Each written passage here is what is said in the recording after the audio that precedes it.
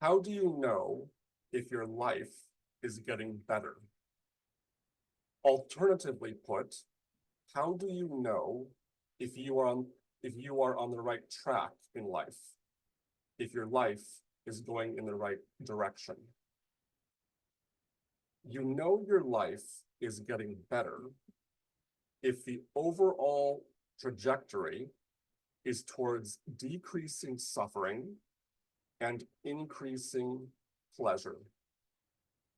This is the experiential undercurrent that confirms that what you're doing in life, career, relationships, parenting, caretaking, being cared for, hobbies, travel, focusing on health, etc.,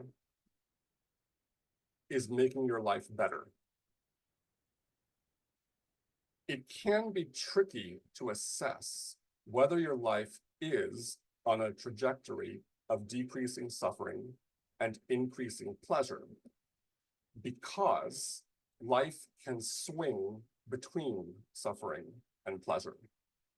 And it may not be clear if the long-term trend is towards less suffering and more pleasure, and more depth and complexity of pleasure, or a trend of just staying the same across time. Your career, let's suppose, gives you a lot of pleasure and a lot of suffering.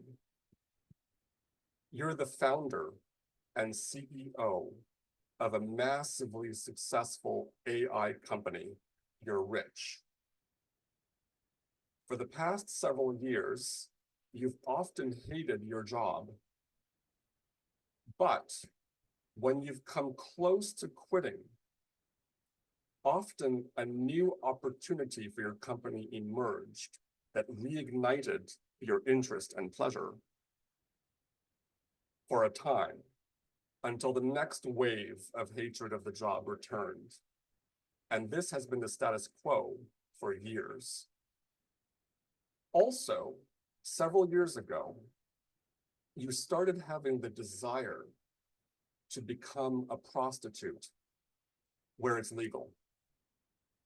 This is a career you've thought about off and on for most of your life, but you haven't told anyone except your therapist and one or two close friends. The desire to become a prostitute has steadily increased year by year, especially during the times you hate corporate life. You're exploring a lot with your therapist. Is being a prostitute what you really want? You've done a few gigs and enjoyed them a lot, and you want more. So it seems, yes. At the same time, you think that being a prostitute is not a respectable job. Your therapist is having you plunge into your childhood and your relationships with your parents to see what's there and to see if any potent insights emerge. You fear loss of social status and social approval. You fear answering questions from people. Will you make up lies? What will my wife and kiddos think? You are concerned about how long you could be a prostitute. You're already 40, not very competitive. You also feel pressure to think about the good of society. You are influenced by the idea that you must do the most good possible for society, and that that's more important than your happiness. You'll do less good as a prostitute, but you also think you'll still be doing a lot more good than many people out there. Many religious leaders, politicians, professors, intellectuals, activists do no net good whatsoever. You're also wondering if you even have to justify your happiness by the amount of good for others you do. There's a lot you're processing in therapy. And the therapeutic process for you is a confusing, chaotic mixture of suffering and pleasure, as is your life. And you don't know if either is in the right direction. It's very hard, it can be very hard to know whether the overall trajectory of life is of decreasing suffering and increasing pleasure. According to organic intelligence, there is a reliable indicator of a trajectory of decreasing suffering and increasing pleasure. That indicator is the state of being connected to the environment through the environment around you, the immediate environment around you, through the senses: seeing, hearing, touching, smelling, tasting. More specifically, it's a state of connecting to the environment through the senses automatically and effortlessly. Seeing and hearing what's around you automatically and effortlessly. The automaticity and effortlessness are crucial here and distinguish this state from efforted sensory connection to the environment, which is often suggested, the efforted sensory connection, often suggested as a de-stress technique. You're anxious? Okay. Look at 5 things in the room, wash your hands and feel the water, smell something, eat something, etc. The state we're talking about here is not a state of effort, but of the environment connecting to the senses automatically and effortlessly. This state is called, in organic intelligence, orientation. Now, what does orientation have to do with decreased suffering and increased pleasure? Suffering and swings between suffering and pleasure are a result of intensity in the biology being too high.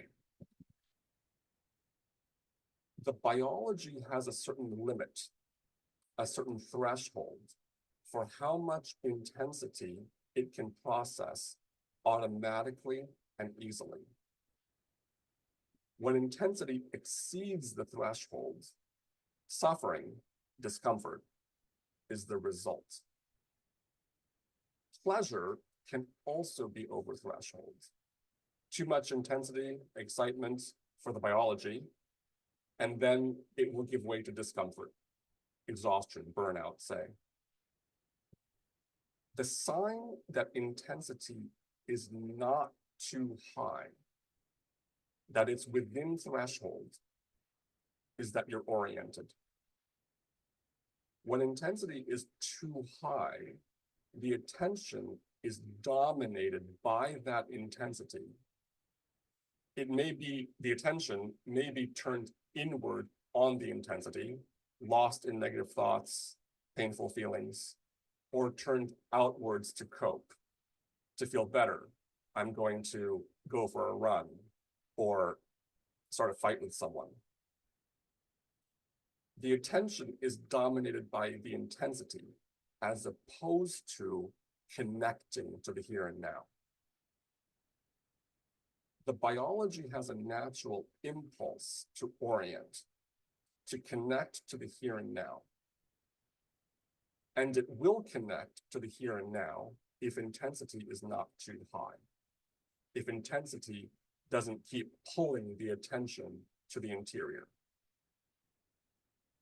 When connected to the here and now, the biology will typically feel, you will typically feel at ease, not on edge. unless there's something life-threatening in the immediate environment that needs attention.